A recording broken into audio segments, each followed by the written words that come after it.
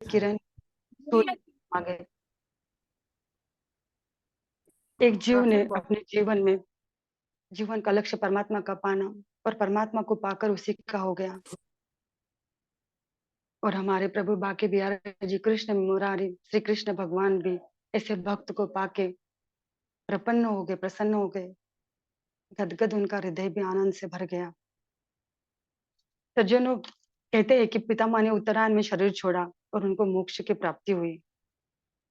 और दक्षिण दक्षिणायन में शरीर छोड़ने से उनको नरक की प्राप्ति होती है। सज्जनों, हमारे महापुरुषों ने जो ये ज्ञान दिया है उसको हम बुद्धि से समझ नहीं पाते। उत्तरायण, काशी, प्रयाग एक अवस्था है।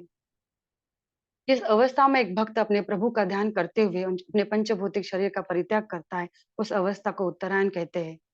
और जब एक भक्त अपने अंतकरण में उस ब्रह्म स्वरूप परमात्मा का दर्शन करते हुए अपने प्राणों का परित्याग करता है, उस अवस्था को हम काशी कहते हैं। हमारे महापुरुषों ने प्रयाग को संबोधित किया है। एक बाहर एक प्रयाग है जो तन को पवित्र करता है, और हमारे घट के अंदर एक प्रयाग है जो हमारी आत्मा को पवित्र करता है। आंखों के ऊपर ईड़ा और पिंगला नाड़ी होती है, और एक सुषुप्ना नाड़ी जो अपने रीढ़ की हड्डी से सूक्ष्म स्वर से प्रवाहित होके यहाँ पे इन तीनों नाड़ियों का संगम होता है। और इस संगम को ही हमारे महापुरुषों ने हमारे शास्त्रों में, हमारे धर्म में इसको प्रयाग बोल के संबोधित किया है।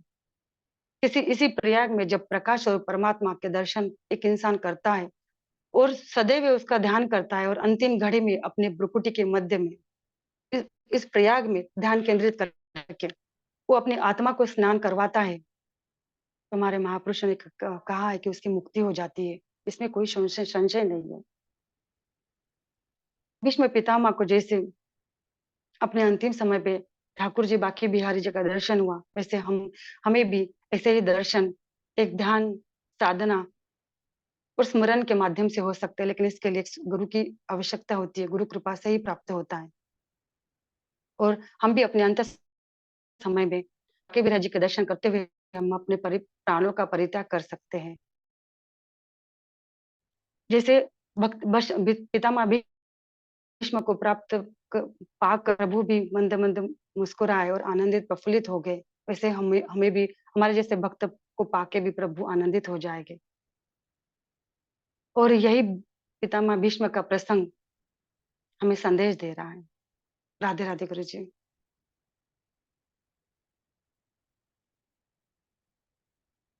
बहुत सुंदर, बहुत बढ़िया। अभी हमारी नियति जी का बड़ा ही भावपूर्ण और श्रेष्ठ वक्तव्य, यानी कि जो भीष्म जी के वह अंतिम क्षणों का जो वह पल रहा, जो समय रहा, उसका चित्रण जो है वक्तव्य के माध्यम से हम सब के आंखों आंखों के पटल पर उस दृश्य को ला दें, तो वही श्रेष्ठ वक्ता होता है जो होने वाले चरित्र को आंखों के चित्र पर ला करके प्रदर्शित कर दे। वही सही मायने पर श्रेष्ठ वक्ता होता है। और श्रेष्ठ वक्ता का जो सारे गुण हैं वह आप में है। नीति जी बहुत ही पावन और श्रेष्ठ आध्यात्मिक, भावमय, भक्तिमय, अध्यात्म में आपका यह वक्तव्य रहा, जो पितामह भीष्म के वह अनंत भाव को प्रदर्शित करने वाला। और ऐसा अनंत भाव वाला चरित्र कोई एक भाव आत्मा ही कर सकता है।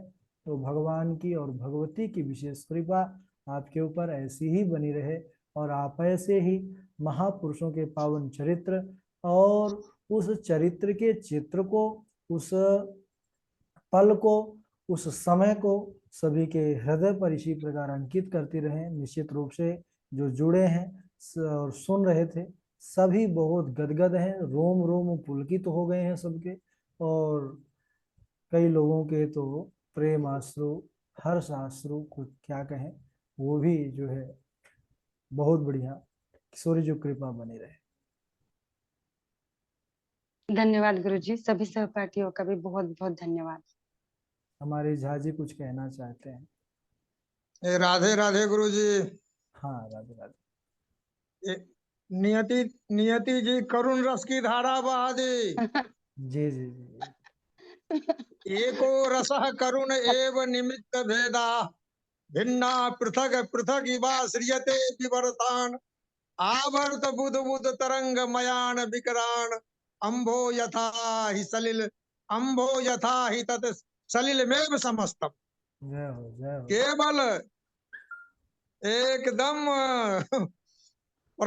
यानी वक्तव्य वक्तव्य की जो धारा है वही असली धारा है। सत्य विचार।